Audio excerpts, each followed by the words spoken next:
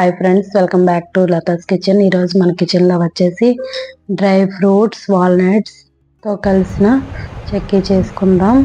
దీనికోసం ముందుగా ప్యాన్ తీసుకొని ప్యాన్లో పల్లీలు మెజర్మెంట్తో తీసుకోవాలండి. నేనైతే ఇక్కడ చూడండి ఈ కప్పుతో 2 కప్పుల వరకు పల్లీలు తీసుకున్నాను. ఇలా ఫ్రై చేసుకొని పైకి పొట్టు వచ్చేంత వరకు చూడండి, పై పొట్టంతా ఊడిపోయేటట్టుగా ఫ్రై చేసుకోవాలి. హై ఫ్లేమ్లో చేయకూడదు, లో ఫ్లేమ్లో చేసుకొని సైడ్ పెట్టేసుకోవాలి. దీంట్లోనే నేను పంకిన్ సీడ్స్ కూడా వేసుకుంటున్నానండి.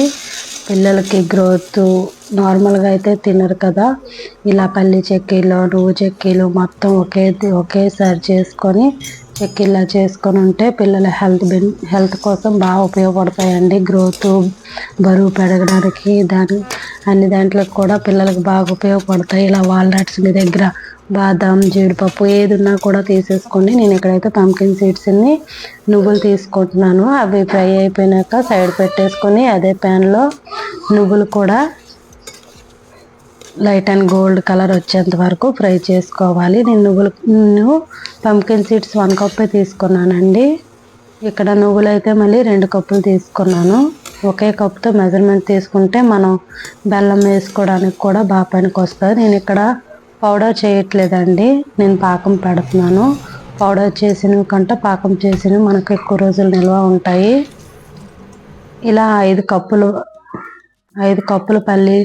2 కప్పులు నువ్వులు, 2 కప్పులు పల్లీలు, 1 కప్పు సీడ్స్, 2 కప్పులు నువ్వులు తీసుకున్నాను. ఇక్కడికి మనకి 5 కప్స్ అయ్యాయి కదా. ఈ 5 కప్స్కి నేను 3 కప్స్ అయితే బెల్లం తీసుకున్నాను. ఇలా 3 కప్స్ బెల్లం తీసుకొని చూడండి, వీడియోలో చూపించిన విధంగా పాకం చూడండి ఇలా పట్టేసుకోవాలి. అలా సౌండ్ రావాలన్నమాట.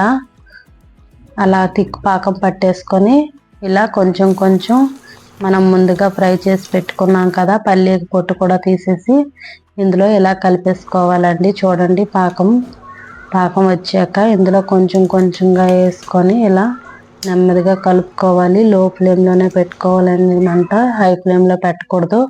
ఇదంతా బెల్లం పట్టించినాక స్టవ్ ఆఫ్ చేసుకొని ఓ ప్లేట్కి అయితే ఆయిల్ అప్లై చేసుకోవాలి. ఆయిల్ అప్లై చేసుకొని దాని మీద మీరు లడ్డు కావాలంటే లడ్డు చేసుకోవచ్చు. చెక్కీ నేనైతే ఇక్కడ పిల్లలకి ఈజీగా తినడానికి ఉంటుందని నేను చెక్కీ చేస్తున్నానండి. చెక్కీ అయితే ఈజీగా ఉంటుంది, పిల్లలు ఇష్టంగా కూడా తింటారు.